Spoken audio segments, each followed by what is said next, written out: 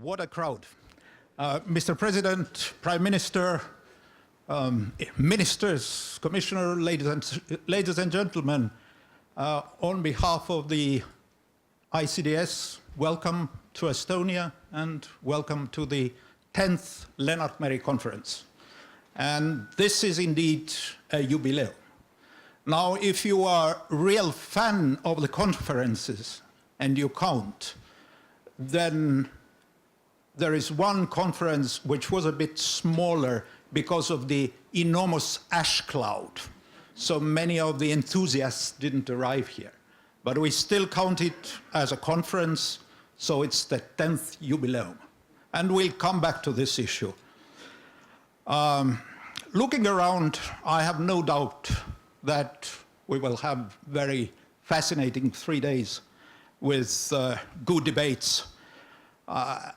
I remind you that a lot has changed since the last Lennart Meri conference. There have been massive Russian actions in Syria, major refugee crisis, terrorist hits in the Middle East, shooting down Russian warplane, and surprising, earth-shattering results of the US pre-elections. So really some very, very historic developments. Let me say a couple of quick words about the headline of the conference. It's shaping the new normal. I mean, we debated a lot what would be this slogan, this headline, which would characterize the present day. And we decided that since we are somewhere in between, probably the new normal hasn't arrived yet. The old one has certainly vanished. The question is, who is shaping this new normal? And of course, are we shaping this new normal as the West?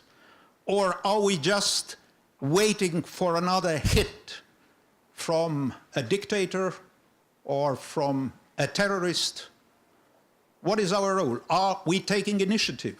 Are we able to take an initiative as democracies, who, as we know, are deliberative and transparent? And of course, initiative means risk.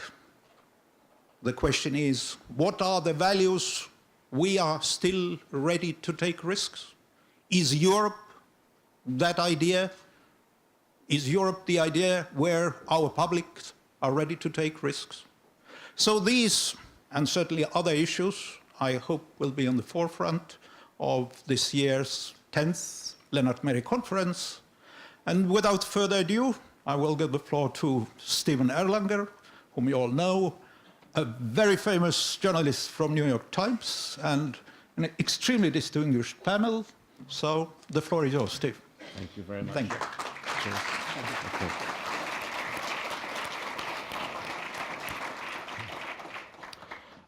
Ladies and gentlemen, it's a great honor for me, actually, to moderate the first panel of this 10th session. I knew Lennart Meri.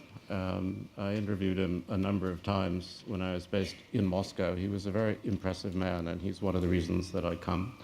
Ron Asmus is another, Kadri Lick, and Tom Ilves, who is finishing up his second term. And I think, you know, we all owe a great deal of gratitude to him for the way he speaks, the way he leads, for his intelligence. So having embarrassed him sufficiently, what we have in front of us, I think, is a kind of shocking title. Is this the end of the West as we know it? Maybe as we knew it. It seems to me, actually, the West has been ending ever since the Congress of Vienna, at least in one fashion or another. It keeps transmogrifying, and I think we're in another period of shape-shifting. Nothing really ends, as you know. I mean, and certainly, as you look around, it still seems to me that the West has quite a large impact, power, force, trade, civilization, law. I'm not too worried about the West. I mean, the one thing that I remember sometimes about these particular conferences, partly because we are in the geography that we're in, is the conversation can sometimes seem a bit hysterical. And I think we should all be, mindful that the West, NATO, your alliances have enormous deterrent strength and are reacting, I think, in the right way, even if slowly. But what we have, I think, since the end of World War II, are divisions that have never really fully healed. I mean, we see it certainly in the collapse of the Soviet Union, which is still having a great impact on all of us, especially on the Russian nation, which, as we all know, has never been a state within its current borders, and which has now changed them. We see it also in the difficulty of some of our Eastern allies who, let's be honest, before 1940, not all of them had a very deep experience with democracy. And we're all learning, I think, as we go along, what it is to be democratic and free, and what it is to have solidarity.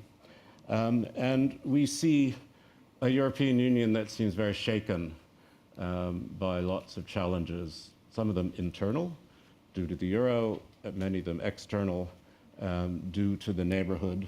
A European Union that's grown quite big, but hasn't yet figured out quite how to run itself, and which faces serious questions in Britain, where I live, and in Greece still, which hasn't gone away, and lots of other places.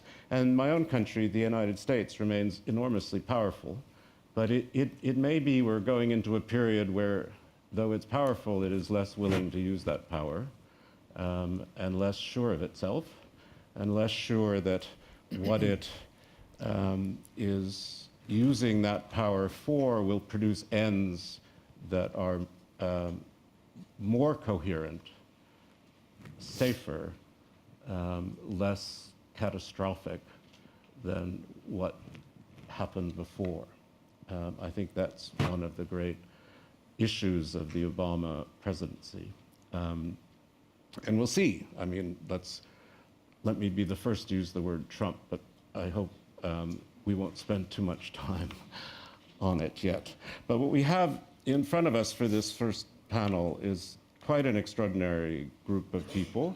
I'm not going to introduce everyone, because you all know who they are and you can read about them. The only thing I'm sorry about is Harlem Désir is delayed, and so won't be on our panel, but we have Wes Clark to replace him, which I think is great news. Now, normally, I would ask President Ilves to go first, but for protocol reasons, he chooses not to. And so I bow to protocol, and we'll ask... It's a tradition. It's a tradition, of course. It's a tradition. And I'll ask Frans Timmermans to go first. And basically, to talk about the challenges of a European Union that's already multi-speed, that is facing Brexit, that's facing migration issues, that's facing a turn to more conservative politics sometimes in the East, that has challenges to solidarity, and has, in a way, in the face of Asia, only slowly recovering from the crash of 2008.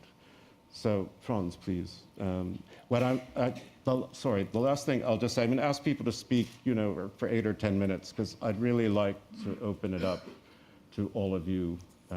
So, thank you, Frans, please. Thank you very much, and I promise to be brief.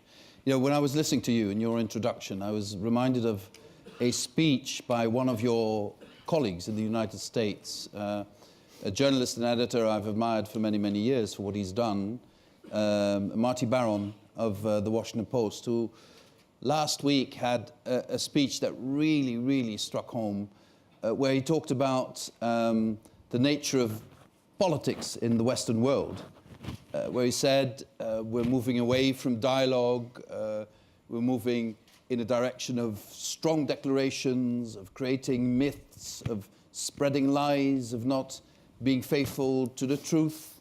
And I see this happening in political discourse all across the Western world, and it's affecting the way politics function. Why is it affecting the way politics function? Because for the first time, arguably, since the Second World War in the Western world, certainly in Western Europe, parents are wondering whether their children will be as well off as they are today. People in the middle classes are wondering whether they can sustain their family just by one job or whether they would need 2 jobs or 3 jobs in the future. So fear has become the most powerful political instrument in many of our societies because of the fear of loss of position, especially in the middle classes, because I am deeply convinced that societal change is not generated bottom up nor top down, but starts in the middle and then radiates from the middle out in Western societies.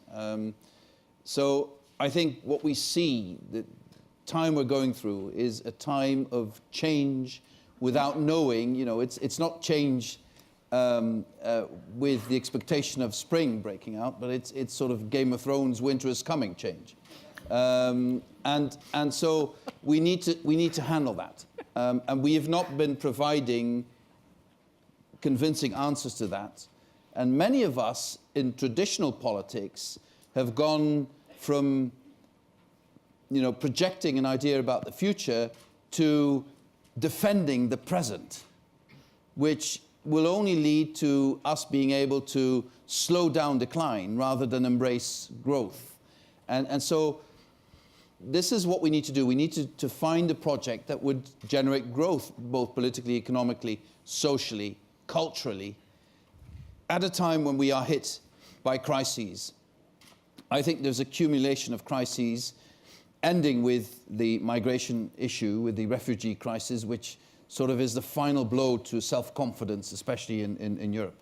But it came on top of what I said before, of this economy changing, the fourth industrial revolution, then the loss of trust in institutions, which started with political institutions but went into financial institutions and other institutions, and then, you know, the euro crisis leading to high levels of unemployment, and now on top of all of that, the final issue of an identity crisis. Are these refugees going to take away who we are and who we want to be? So we have to surmount all these challenges. Of course we can, I don't doubt that, but are we able to create the right political dynamic to do that at a time when fear is so dominating in the political discourse, and that fear leads to people proposing the recreation of a past that never was, and thus presenting a future that will never be.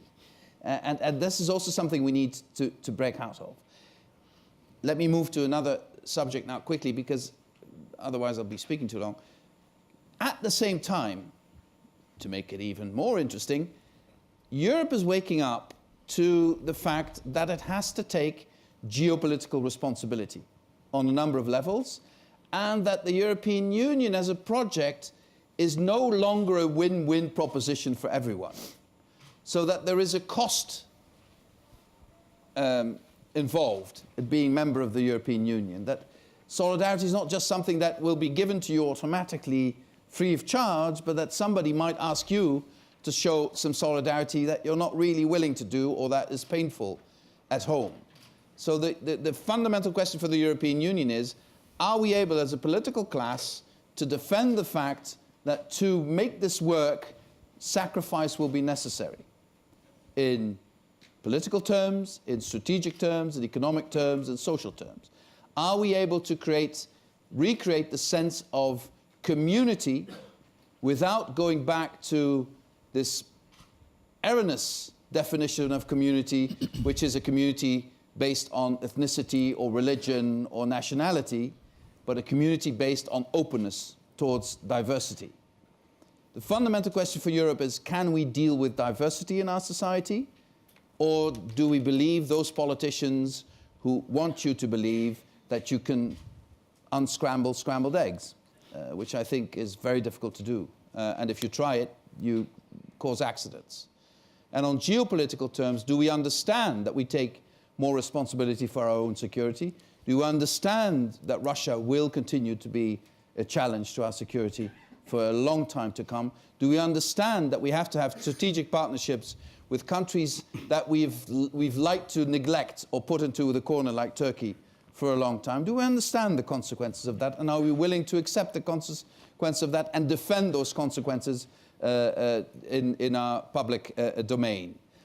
I believe we can do it if there is enough understanding of where we come from, if we get rid of this collective amnesia about where we've come from, we've forgotten what we have achieved, and if we can formulate a project which is both on diversity, on security, tackling geostrategic security, but also successfully fighting terrorism, on ideology, providing a prospect for an open society which is diverse and can handle diversity, and on the economy, embracing the potential of the fourth industrial revolution. I want to end on this point because it's essential.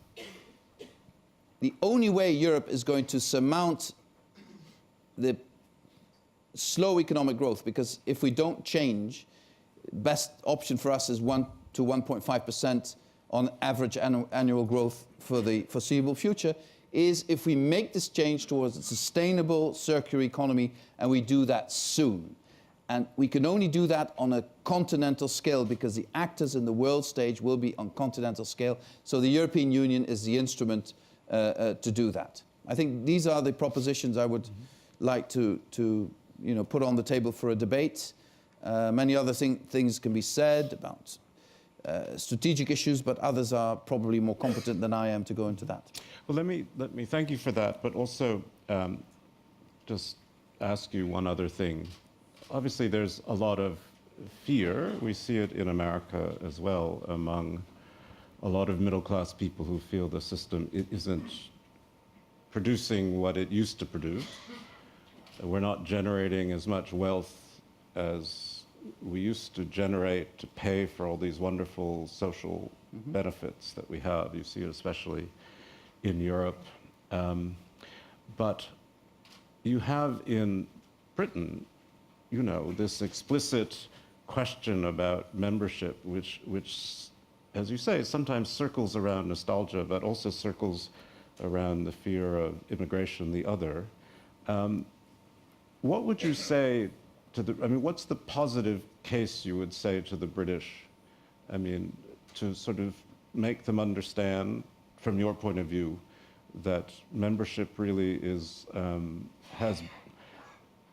something other than, paying into Brussels and feeling somehow not a part of this new more centralized, Eurocentric EU.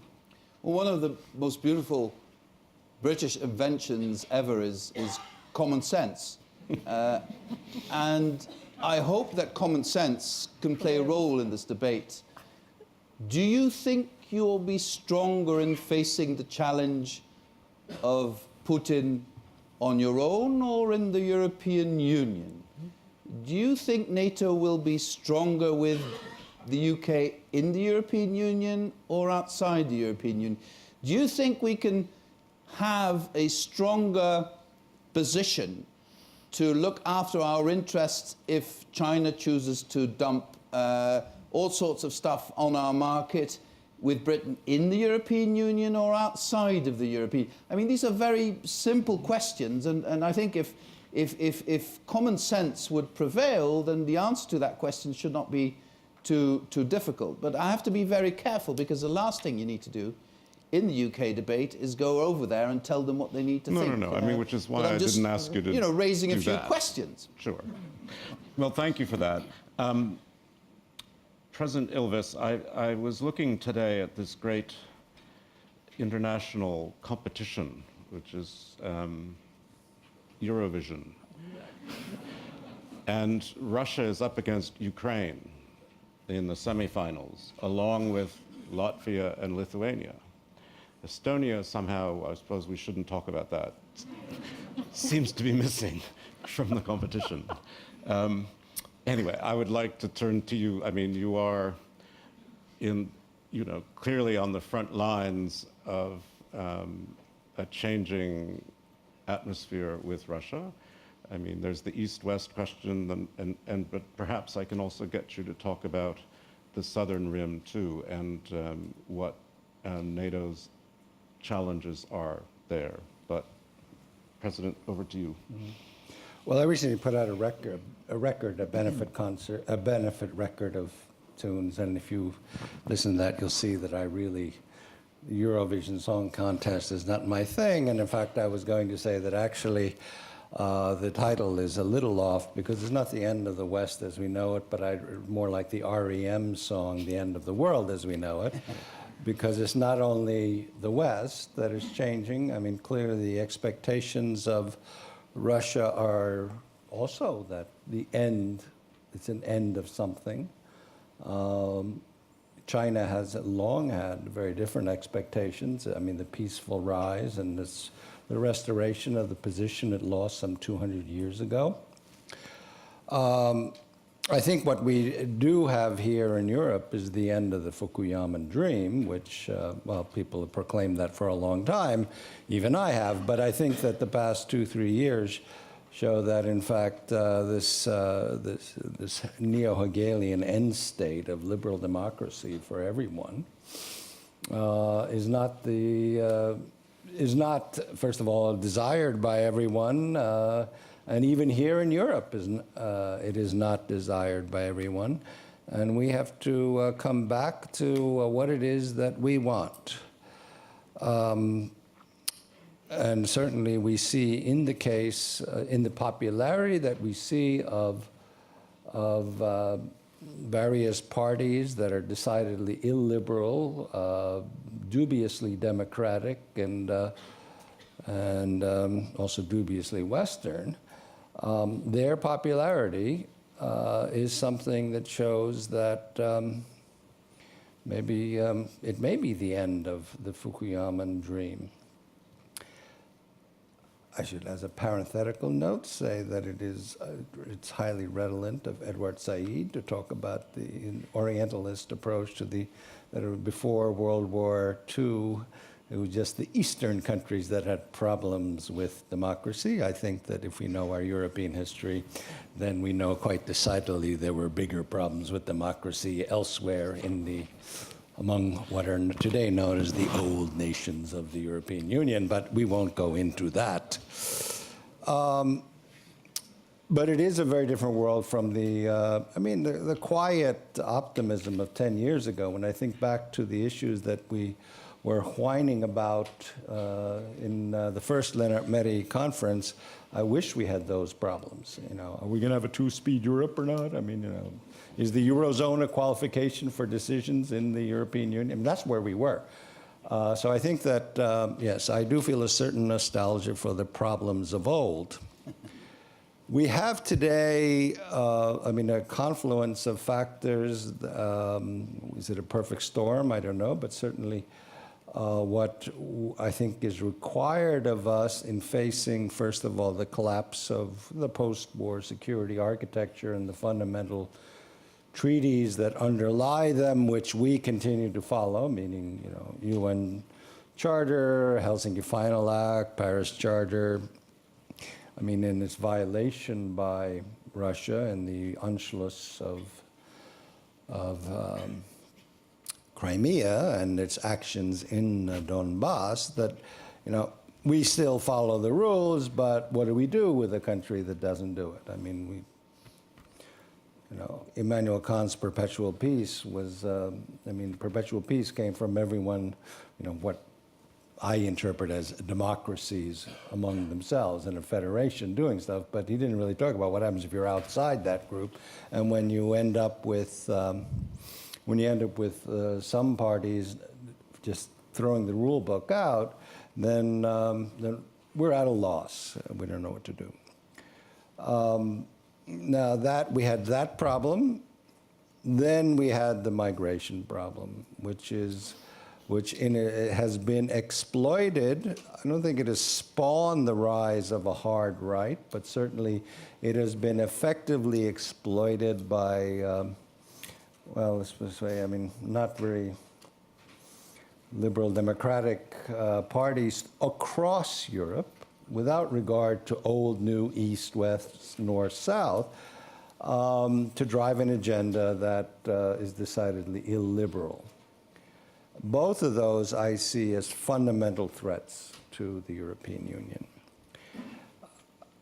There are more, but I'll get to one later. But one of the things we have to realize, I think, and recall, is that when Europe was last sort of going, oh my God, what the hell is going on? It was in the period 89 to 91.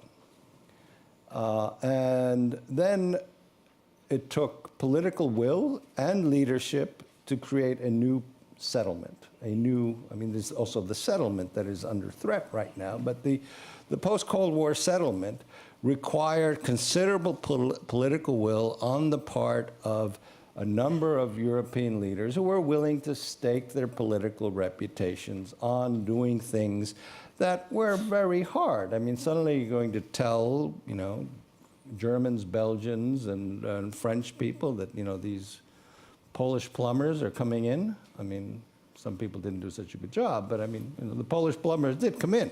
It took courage and political will. Now, at this point, I think we're facing a lot of short-termism. You know, it's like, which way are they? Which way is the electorate thinking today? I mean, do I stand up for this principle, or maybe I should just be quiet because we're going to have an election in 3 months, and maybe, you know, I'm going to be attacked. And so the absence of political will comes from an absence of political courage and leadership. I mean, I would say that there are a few people who have demonstrated it, and I continue to say that Angela Merkel is one of the few persons who's done that. But we see across Europe, and I'm not going to mention those names of people of leaders who really are not leading. So this short-termism and this concern about having kind of the liberal democratic center, be it social democratic or EPP, sort of being washed away in this kind of tide of populism, is actually keeping a lot of people from taking a strong stand and showing leadership. And then, of course, and here, Frans already alluded to this more or less, is that you know, the world, I mean, the entire world is actually going through a massive transformation due to technology.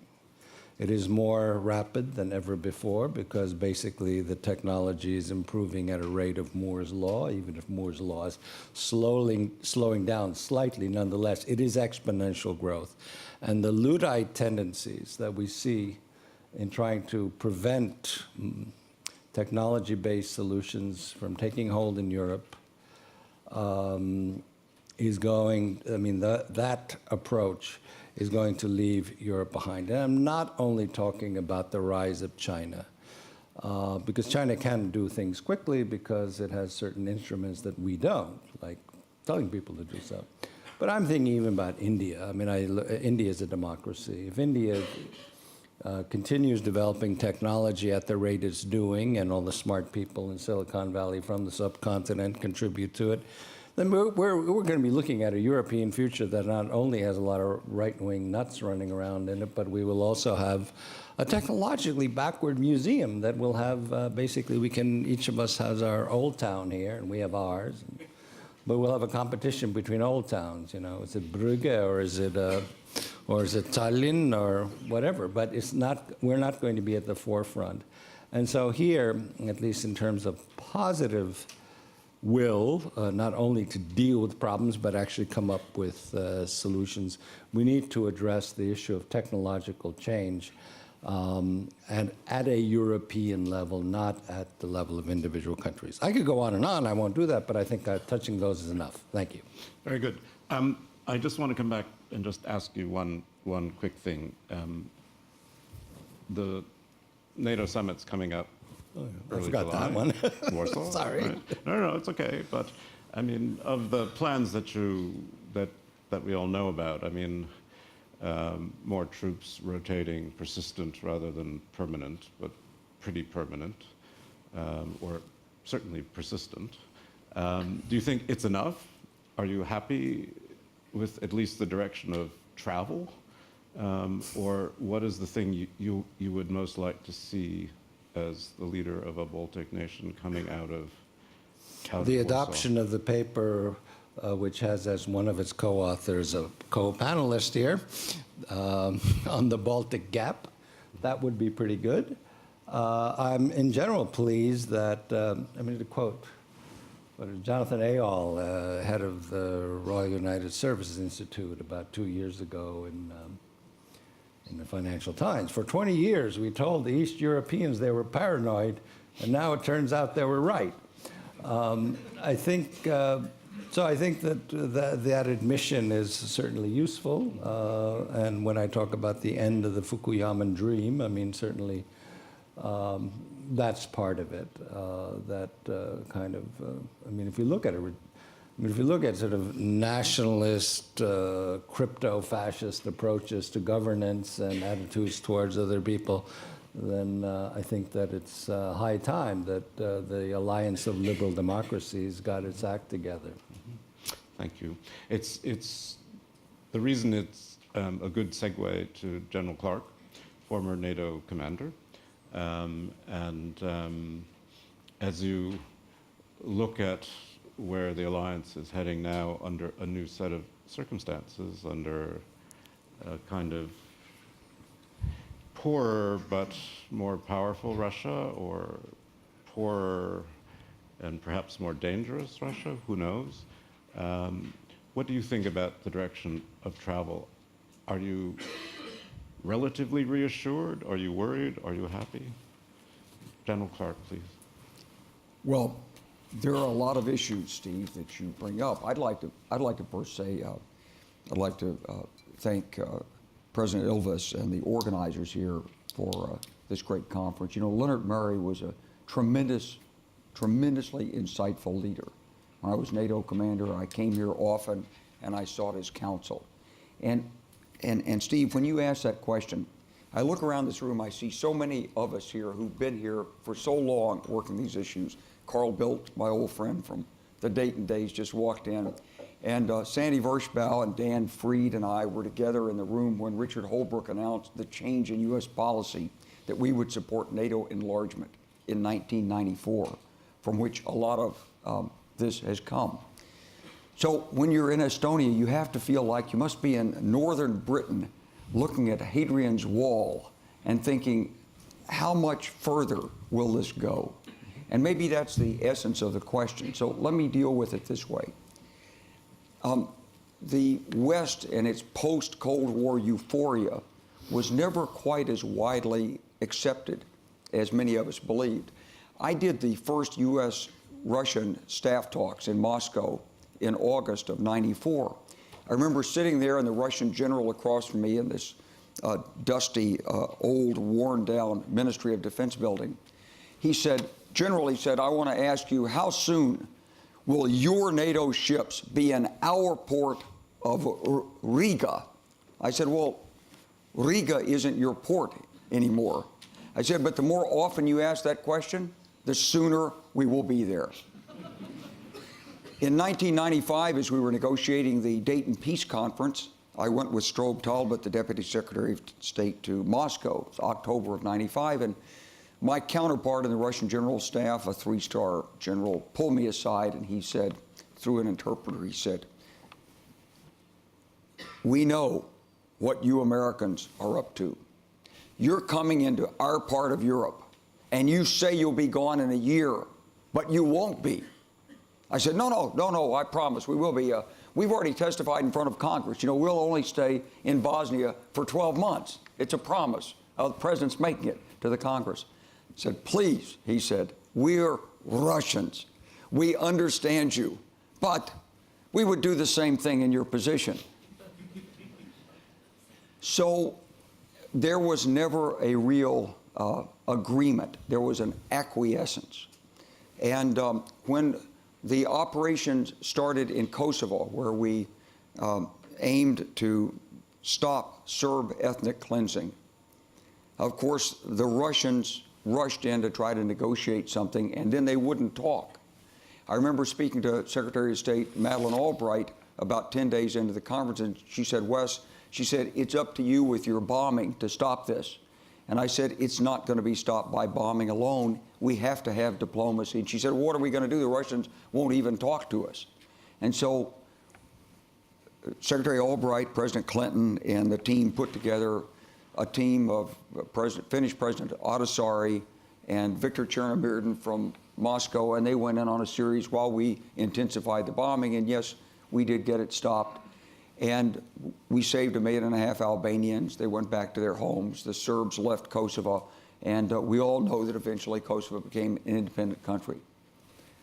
Some of us believe this was an extension of the rule of law, but some people believe it was the destruction of the rule of law.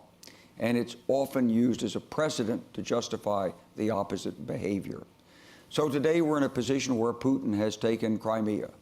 The Chinese are occupying the South China Sea. There's actually no basis that any of us know in ancient history or modern history for the so-called 9-dashed line, but there it is.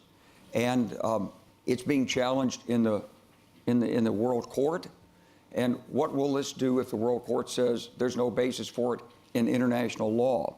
Will the Chinese jump back and say, oh my goodness, we thought there was? Or will the Chinese simply de facto delegitimize international law by their continued presence and occupation of the South China Sea? So we're facing some big issues. We have to recognize that the dream that we had of responsibility to protect, the R2P doctrine that emerged in the aftermath of Kosovo, it was a bridge too far at this point. We haven't been able to enforce the ICC ruling against Sudanese President Bashir. The ICC hasn't exactly been the powerful instrument of justice, swift, sure, and fair that we believed it would be when we set up the ICTY. It's been difficult. It's been arduous. Slobodan Milosevic made a public spectacle of the proceedings in The Hague.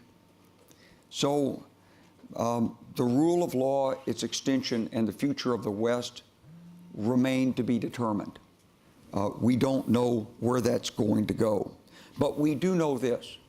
We do know now that there's another side that's been articulated. Gabriel Garcia Marquez came to me when I was a commander in Panama in '96, and he said, it's so boring, he said. There's only one ideology in the world today. It's so boring. Well, if he were alive, he'd be very interested today, because at least two major powers say there is an alternative. They say that democracy is disorder. They treat it as though it's an infectious disease. As Chinese Communist Party Directive number 9 apparently says, the greatest enemy of China is Western democratic values. And it's very clear that Vladimir Putin doesn't want any color revolutions. And so both major powers have clamped down on these terrible, subversive, non-governmental organizations that teach things like human rights. So we've got a real challenge. But the challenge is not going to be resolved by NATO, by force of arms. It's going to actually be resolved by the economy. It either works or it doesn't.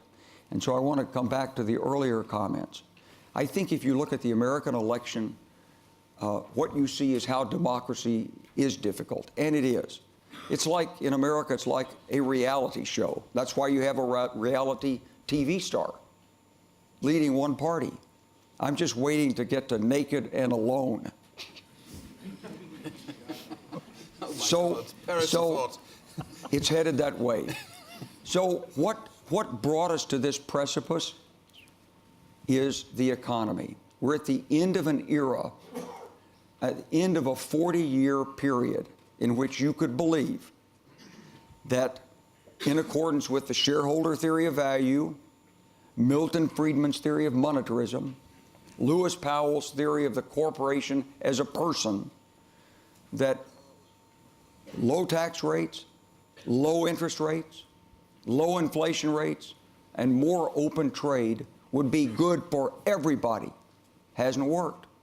That's why Bernie Sanders and Donald Trump on the left and on the right have picked up so much steam. Nobody knows quite what the problem, what the solution is, but they all know what the problem is. So we come back here, you say, is it the end of the West? It doesn't depend actually on the force of arms or good soldiers in uniform. It really depends on whether we can break out of the mixed market economy funk that we're in right now and create growth and jobs. Thank you, General, very, very much. I'm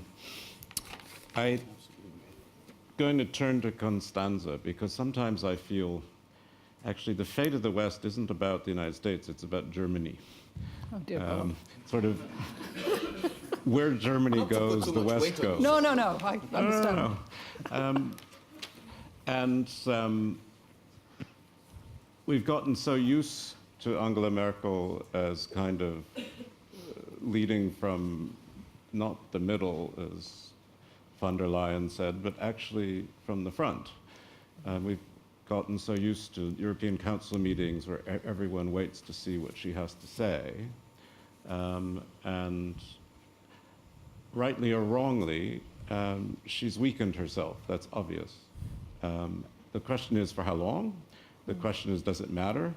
The question is whether this weakness of German leadership, which has always been tentative, however effective, the issue with Turkey, I mean, does this actually put as much a hole in European Union cohesiveness as the possibility of even Brexit? Give us a sense of Germany's role in the West as you see it, and whether wir schaffen das or not. All right, well, thank you very much. That is a very comprehensive question. And let me just jump back one moment to the title of the panel. Of course, the end of the West, or civilization as we know it, is Toomas Ilves no longer being president of Estonia. That will be a major cultural shift, and of course it will mean my no longer being lectured at the Munich Security Conference or in other places about Germany. And I had actually expected that and prepared myself. I had a list of points here that I was going to, that I thought of, I knew that I was going to have to refute, but I see that you've jumped in instead. So I am prepared, actually. And I always do that with pleasure, of course. I feel I'm taking one for the team. That said, I do feel there ought to be a Swede sitting up here as well. You know who you are. You're all sitting out there, and so I'm doing this for you too. As sort of, favorite people for Estonia to gripe about. But now, after your question, we... You know what I mean. I think we all know that Angela Merkel isn't in any imminent danger of being deposed. The last time a chancellor called a vote of no confidence on his own behalf, that was in June 2005, he was told very firmly by the German Constitutional Court, that this was frowned upon, and the slap on the wrist was so thorough that I think no chancellor is going to go this route. And it's kind of hard to imagine other constitutional scenarios of her losing power before the next elections in the fall of 2017. That said, it's certainly true that her position is weakened, and that her position is weakened by mistakes that she has made.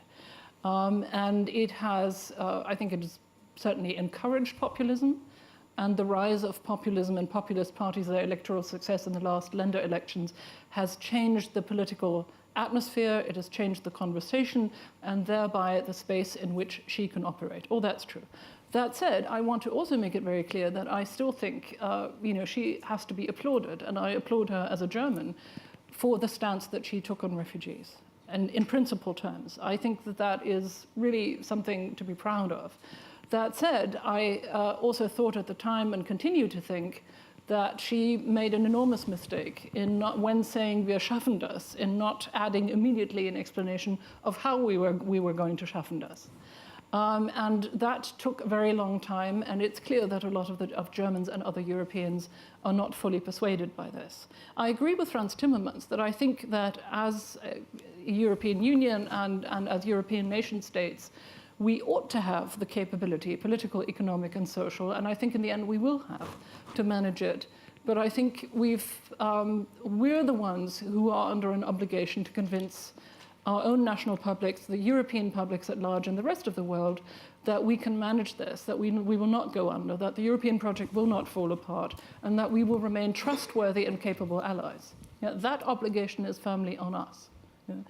And on that point, I mean, I could go on with mistakes that I think that Germany has made, but on the whole, I do think that Germany, having had this leadership role in Europe thrust upon it more or less by default, because the United Kingdom and France are going through sort of interior moments of their own.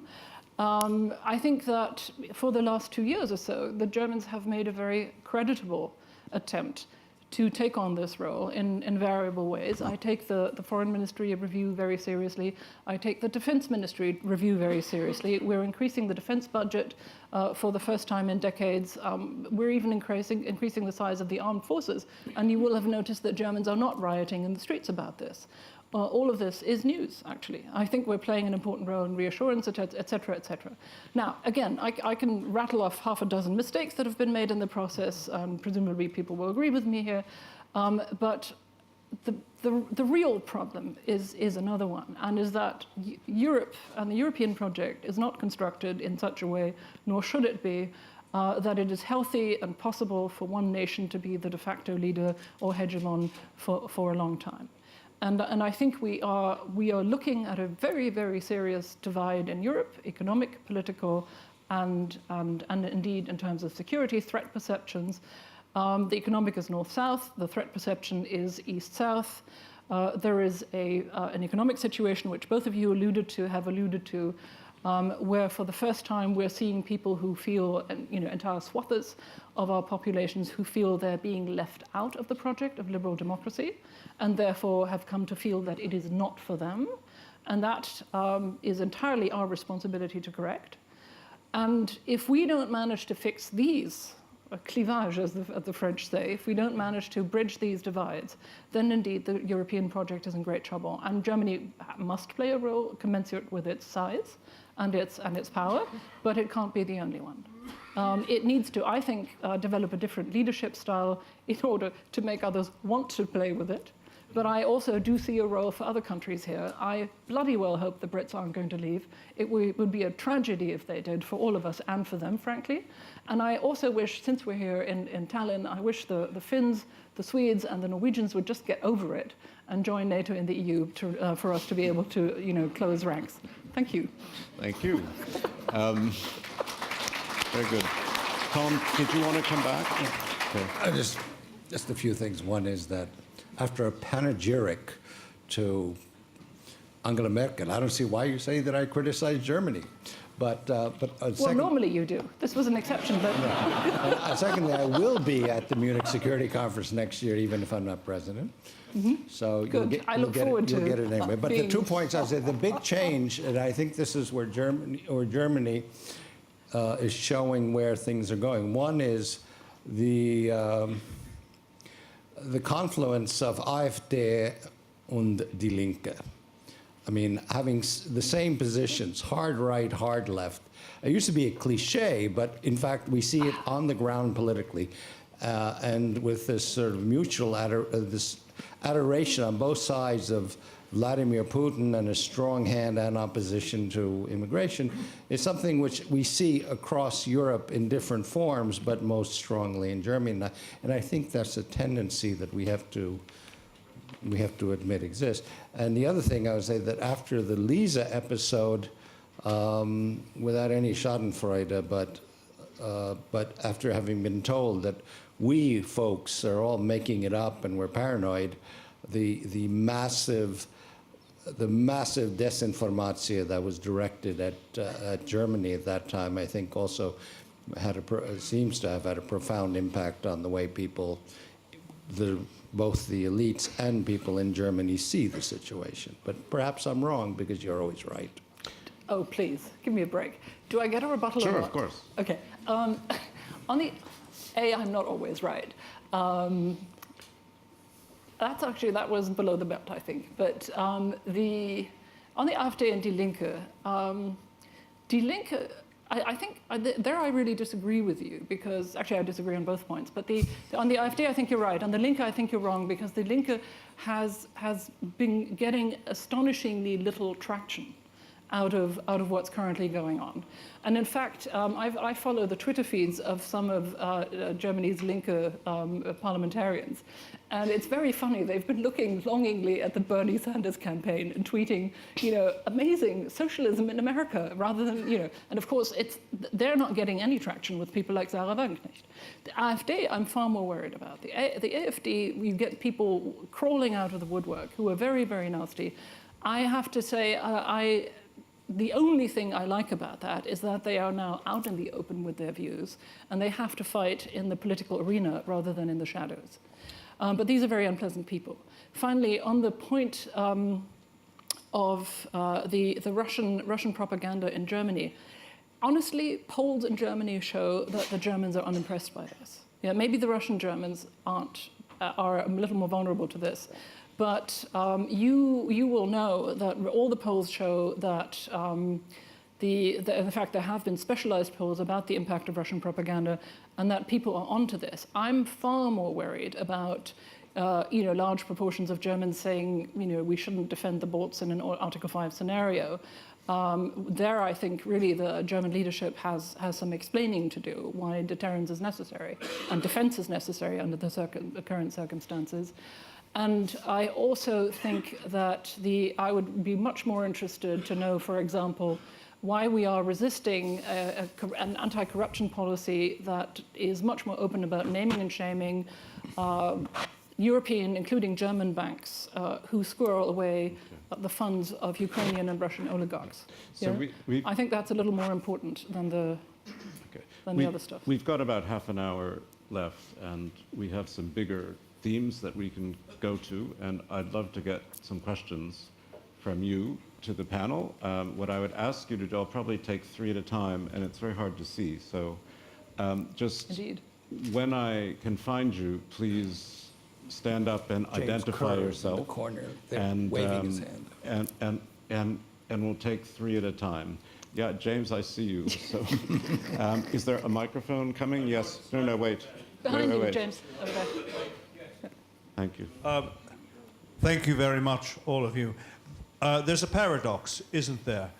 We all more or less attribute our decline of morale to our decline of economic energy and performance, and the disorientation caused by new patterns of migration, multiculturalism, and so on. Yet, the Russian economy entered chronic structural decline years before the oil crisis, and in the North Caucasus and elsewhere, its record of intercultural, intercommunal relations is dangerously bad.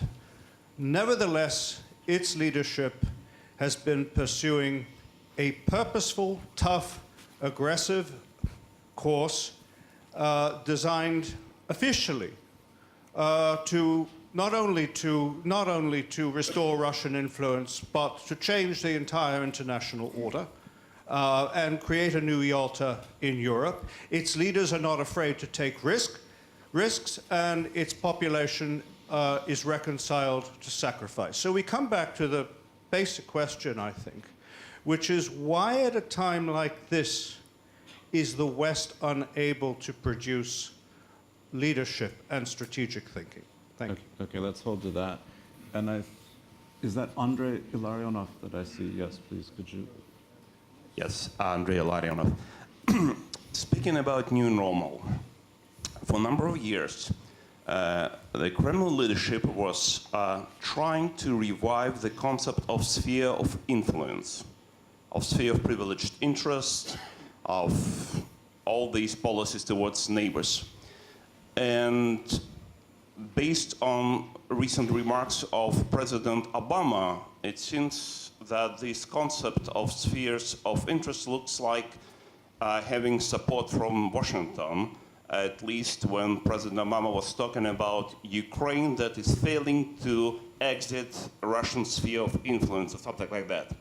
And a number of comments about Russian engagement in Syria. Should we consider this revival of sphere of influence concept as a new normal or an old normal that we are coming back now, not only from Moscow, but from Washington, at least in some tacit way as well? That's quite a good question. Let's hold to that. And then there's a gentleman with glasses there. Yes, thanks. And again, identify yourself. Thank you. Because Mark Galliotti. Question from accent. Let's follow the Russian theme for a bit then. Wes Clark was absolutely right that the West isn't going to be primarily defended by soldiers, and likewise the main threat does not come from Russian soldiers. Given that the reason why Russia under Putin is actively seeking to undermine the values and the bonds within the West, because not just for geopolitical reasons, but also because he rightly believes that those values are a threat to an illiberal kleptocracy. The question I had then is, how far does defending, reforming, however we want to frame this, the West, is it a defensive process of protecting us from Russian, let's call it mischief making? And how far does it actually require us also to push those values out into other parts of the world? In other words, can we basically maintain those values separate from a wider global community? Great. Frans, would you like to respond I'd love to on some respond, of that, especially please? because this is it's almost an existential question for Europe. You know, the choice is quite clear and black and white. Either we start thinking about how we export our stability to our neighborhood, or we resign ourselves to the fact that we will be importing their instability into the European Union. It's quite clear. And I do believe we need a project comparable to what we did after '89, thinking in terms of how to provide the means for the formerly oppressed nations of Europe to reinvent themselves economically and create growth and create also markets for the rest of Europe. That logic should be applied to our wider neighborhood. And with our wider neighborhood, I even mean the whole of Africa at the end of the day, given the fact that if we don't do that, their instability, given demographic developments, political developments, developments in the energy field, their instability will come to us simply by people walking to Europe or taking boats to Europe. So you are absolutely right that if we don't convince a rather reluctant population that the choice is clear, we can export our stability. We can do a lot of good at that. Not even by increasing tremendously the means we use that, but by focusing the means we already have on that issue. And I also believe, to add on to that, why is this attitude of Putin so aggressive? I believe the biggest shock he's ever had was in Ukraine, when the people just didn't swallow what he decided and went out on the Maidan with these beautiful blue flags with yellow stars on them. Not because they wanted to be in the European Commission or in the European Parliament, but because these flags represent the liberty these young Ukrainians claim for themselves. And the biggest fear Vladimir Putin has is to see these same blue flags with yellow stars on Kremlin Square. And his actions, because it would destroy his economic and therefore political model, and his actions I would explain from that perspective. So we have all interest in making sure that the values, especially the people outside the European Union still associate with the European Unions, are underpinned by economic support, by investment support, by using the leverage we have to create growth and perspective in the fourth industrial revolution, not just within the EU, but especially in the near abroad to the EU. And it also might help if you relaxed conditionality just a little bit, particularly for for the neighborhood. But Well, I think it would help if we apply the same logic we apply in, for instance, the EFSI, the Fund for Strategic Investment we have in the EU, which sort of buys in investors from banks and the private sector, which makes it easier for public money to be spent in a more constructive way without endless requirements. right. General Clark and then Yeah, President. I was going to say, first, I want to be clear that I do think the military has an important role to play here, because there is a degree of assurance that's got to be maintained in order to provide a foundation for economic growth. NATO's provided this, and it's clear that the NATO provision of security is under some degree of challenge today. When you look at the modernization imperative in Russia, when you look at his willingness to use military power, when you look at what was done in Ukraine and its applicability or possible applicability to the Baltic states or in the Black Sea region, then you have to be concerned. So we can't neglect attention to a resurgent, more assertive Russia. But just to follow up on what Frans Timmermans has been saying, we've got to move beyond simply relying in the United States on private sector. Because after 2008, the private sector hasn't been investing in a way to really grow the economy up to our potential. There's just too much conservatism in the investment criteria that come from the pension funds. I'm an investment banker. I see it firsthand. CalPERS, TIA, CREF, all these, they've got to meet their pension requirements. They can't take risks. And in the EU, you have the Maastricht criteria. And therefore, you're not investing to take advantage of technology opportunities and grow. So either China has to come in with major investments in Europe, which it would like to do. You've got to have some abridgment of Maastricht. In the United States, we've got to have an infrastructure fund.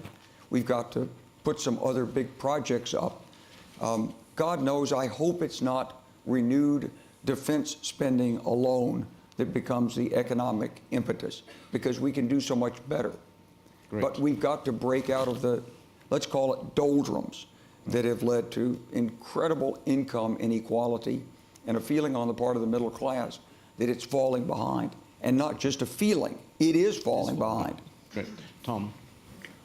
I'll try kind of to answer James and Andre and Mark Gagliardi. In this case, I'll quickly do a commercial break. Absolutely brilliant paper appeared yesterday by Mark Gagliardi on the Hydra of Russian security services on ECFR. Highly recommend it. Now, one of the things we have to do with Ukraine, and then I'll talk about other things, we really have to get over this this pseudo-fairness that both sides have to do their share. I mean, on the one side, we have like 9,000 to 10,000 troops, Grad missiles, tanks on foreign territory, and then a country that refuses even to have OSCE observers in elections. And then we have a country that has to do some kind of changes to its constitution. The kind of, we have to approach equally these things, grotesque violations on the part of one country, and the other one, which has a fairly, they're no grotesque violations. They're not very good at getting legislative change done. Yes, I agree, there are problems with corruption in that country and so forth. But the point is, we are comparing such vastly different things. I mean, this is a major category mistake. And I wish people who approach Ukraine would understand that this is not, we're not putting these things on a scale and making them balance. I mean, one is like complete violation, everything since 1945, and the other hand is kind of a mildly dysfunctional country. It is not that both sides have to do everything. One side has to do a lot more. Good. Constanze, I'd like to tie together perhaps a couple of loose ends here. I entirely agree with President Ilves on the point of Ukraine. I don't think we can fairly, preserve a sort of equidistance here between Ukraine and Europe. And indeed, I think if we fail Ukraine, we fail the European project. This is very much about our own credibility as Europeans, supporting Ukrainian transformation, and we're not doing enough for it. Now, I think the Ukrainians waving the European flag on the Maidan is the biggest compliment to the European project that we could have possibly gotten, and we ought to be grateful for it. And frankly, we ought to live up to it. And I agree entirely with James, as I presume you will have guessed, James, on the point of Western values. These are ours to lose. European liberal democracy is ours to lose, and the European project is ours to lose. Now, I think the great illusion of the sort of the Fukuyama hypothesis was to think that once we had achieved peace, prosperity, and democratic transformation, we'd basically, ticked off all the boxes. As we can see now, democratic transformation is nothing to be taken for granted, and the Germans ought to be the first ones to know this. It took us decades to fully do our homework on the Holocaust and Nazism. And so we ought not to be surprised if other newer democracies in Europe are going through sort of phases of their own. We ought to help them rather than to hammer them. And I think today, in other words, we should never take for granted these three European narratives, but I think the fourth narrative that we're faced with now is a narrative of integration as a means of preserving sovereignty, as a means of preserving solidarity and alliance against the forces of globalization and against the naysayers, the naysayers and spoilers and challengers that we are surrounded by. That's great. I mean, I think sometimes that, as we try to defend our values at home, we, I think, should understand they're not necessarily universal. I mean, we have a harder time exporting them than we thought we would have, and it creates a degree of resistance. I'd like to take at least one more round of questions. The only thing I would ask you to do is, if possible, address them to individuals. So that we don't all answer. Well, I mean, it's fine. I mean, but if you do have a particular question for a particular person, please say so, sir. And identify yourself, please. Thank you. Sergei Utkin, Russian Academy of Sciences. I have a question to General Clark. You rose the issue of international law, and you underlined the challenges posed to the international law by Russia and China. But when we look at the US, we see quite clear and permanent suspicion towards internationally binding mechanisms, be it in the Congress or in the US political elite in general. Like a superpower, the US is probably unwilling to bind itself further by any international treaties. And it is also suspicious towards the ICC that you mentioned, to the Rome Statute. It has all those bilateral agreements that lets US citizens not to be part of this ICC process. So do you think that this is also a trouble for the fates of international law? Do you think that this feeling that is growing in the US political elite that the international law is not something we should be binded by is a trouble? And do you think that this trouble can be fixed somehow, if there is one? Thank you. Pasnak, gentleman there. Very good, thanks. Oh, thank you very much. Charlie Salonis Pasternak, Finnish Institute of International Affairs. Questions is to President Ilves and General Clark. The Fukuyama era is at an end, and there was never an acceptance, just an acquiescence. So I'd love to hear your thoughts on what then going forward should be done regarding Russia and particularly China on this. And of course, we should all remember that the REM answer is we should all feel fine, actually. And then, gentleman here, thank you. It's coming. There you go. It's a question to Frans Timmermans. The challenge. Just for Evgeny everyone, Smolar please. from Warsaw, Exactly. Center for International Relations. Thank you.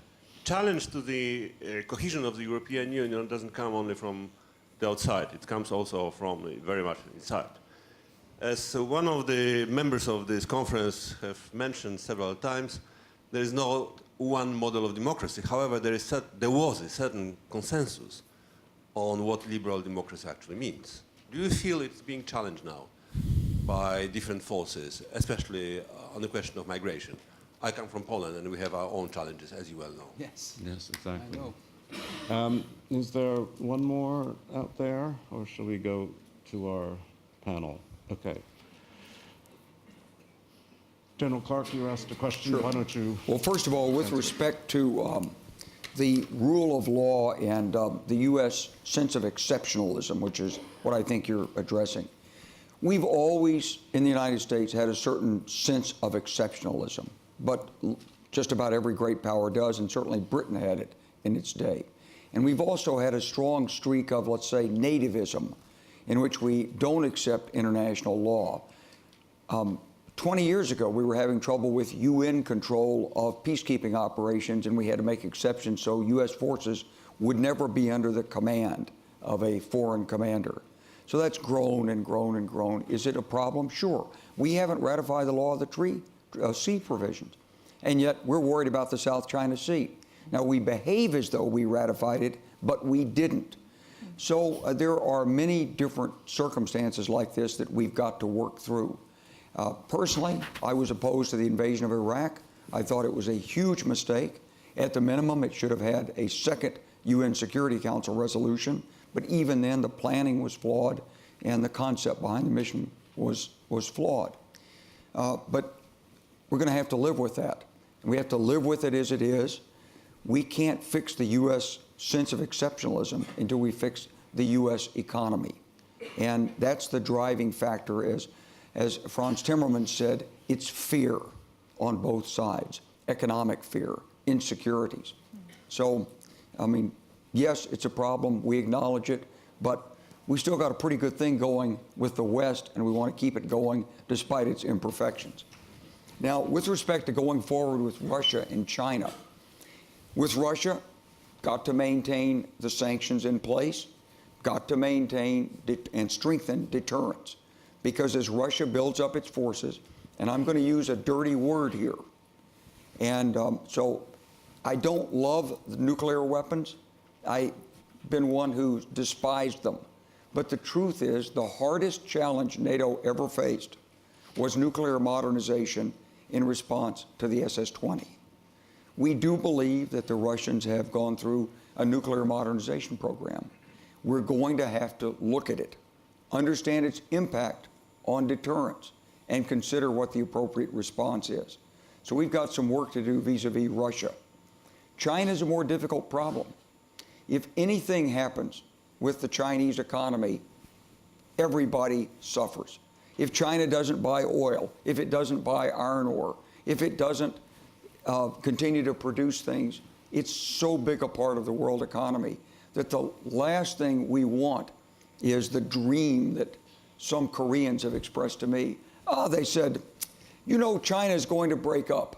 The two northern provinces, they will join with a unified Korea and with Mongolia, and there will be a new civilization in Asia. Sure, keep dreaming. I mean, it's not a good thing for us.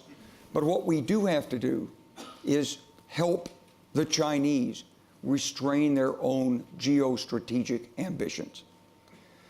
China will have 4 aircraft carriers, according to my Chinese friends, by 2019. They want us out of the first island chain, including Okinawa, and the second island chain. And the first test is these atolls. So what are we going to do? If we could get them to internationalize, that would be a great thing. I don't know why Xi Jinping doesn't go to the UN and say, hey, we've been worried about, you know, safety on the seas. Take our atolls, put other aircraft in here. Let's everybody use them. China's generously giving them to the world community. Unlikely to happen. And so what we're going to face is a series of challenges over the next 4 or 5 years as China builds its military strength and Xi Jinping maintains his vision as to whether the United States can work with allies and without military conflict with China, help China rechannel its ambition into more peaceful and harmonious pursuits. Thank you.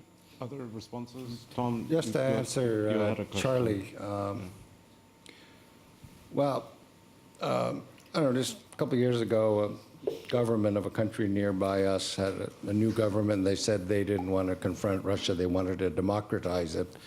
And when I heard that, or I said, that's probably the most hostile thing you could say to Russia, because in fact you're declaring you want regime change, which is precisely the motivating factor of some of the hostility.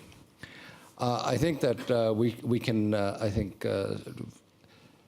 I think we should abandon the idea that we're going to democratize either Russia or China, but certainly we have to send the message that the rules must be followed, and you're not going to go in and do what you do in Ukraine or in Moldova. You're not going to be moving, I mean, you're not going to attack Georgia, you're not going to shift the borders 100 meters every couple of months. I mean, that we will stand for. But I mean, if you want to do your thing at home, I mean, of course we will support human rights and rule of law, but we're not going to threaten a kleptocratic regime with something like, you know, accounting. You're not I think talking about the that's, BBC. What? You're not talking about the BBC. On China, I mean, of course, this is something that is very hard for an Estonian to really fathom, though. But I think it would, to make it a little clearer, I mean, what is going on with the Spratlys and the other islands, kind of Russia said, you know, Åland is ours, because, I mean, it's kind of on that scale, and in terms of distance as well. So I think we do need to have a greater understanding of the strategic situation on those islands. And if someone started, well, didn't they want to make a fake island off Gotland for Nord Stream, Carl? Wasn't that? But I mean, it's kind of something in that line. We do have to understand what is going on in that region. Yes, I had a question about what some call illiberal democracy in the European Union. You know, the fundamental idea of European cooperation is that law trumps power. Without that fundamental idea, the whole thing collapses. So how do you organize that? With our experience of the democratically justified dictatorships in the 1930s, the tripod that was created is that you accept the premise that there is equality between the rule of law, democracy, and respect for human rights. And you cannot use one against the other, because then you damage the whole construction.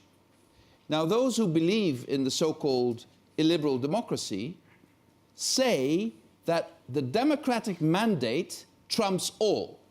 And the democratic mandate gives you the right to then change elements in the rule of law and to codify what you think is human rights and not be bound by international standards or agreements on that. Now, this is a development that we see in several European Union countries, and not just in Central Europe. That you would say, we are better ourselves at saying what human rights are, or that you would say, I have such a mandate that is more important than the rule of law. But the problem is, it's like high blood pressure. You don't notice it until it's too late. And this is, if you neglect the protection of the rule of law too long, and you accept the premise that democracy gives you the right to weaken the rule of law, at the end of the day, it only takes one election to get you into very deep trouble. And I think we have a duty collectively as Europeans to defend the independence of the judiciary, the rule of law, because the whole construction is built on the premise that law trumps all, which means that you need an independent arbiter from the executive that can determine whether law is respected or not. So in the European Union, we need to be sure that the judge at the national level is independent from the wishes of the executive to determine whether European law, national law, is applied in a correct way. And they can get support from the European Court of Justice. And then we assume that governments will respect that position, which is now being challenged in a number of places. And I cannot emphasize enough that although it looks like, you know, sort of a game for lawyers or something that is not essential, this is the only way the European Union can function if we respect law, if we put that up for debate on grounds of democracy, then this construction will not hold. And the bigger picture, and I'll end on that, sure, our nations can survive populism and even populist rule for quite some time. The European Union cannot. If we do not bring the premise of law and this equilibrium between democracy, law, and human rights back in full force, and we accept the fact that populism takes over and over, which is always paired with nationalism, which is always anti-European, then we will have to find some other way of cooperating in Europe, because the European Union will not survive this. Constanze? Well, I'm an international lawyer by training, and so I wholeheartedly agree with you. And in fact, I also agree with General Clark that it would be quite nice if the Americans joined UNCLOS. But I would also say, as Europeans, we need to pay attention to the power part. Yeah? Part of our soft power, part of our legitimacy is based, of course, on the fact, on the glories of Western constitutionalism and of our contribution to international law. And they really are glorious. But we also need to be able to deploy power tout court. We need to be able to make it credible at home. We need to make it credible in our neighborhood and globally, because otherwise the rest of the project is going to have a very hard time. And that's what I'd like us to do more of and to think about a little more in these next 2 days. That's very good. And I just want to thank all of you for your patience. The challenges, obviously, as we've heard, are manifold, but I must say, you know, there's a tremendous amount that holds us together. You've just gone through many of them. Individual rights, individual freedoms, sexual equality, freedom of the press. These things matter. They have to be defended. And we have to feel confident in ourselves about the value of the way we live and the way we're progressing. So lots of themes. I hope we've set the table for a wonderful conference. So please join me in thanking the panel.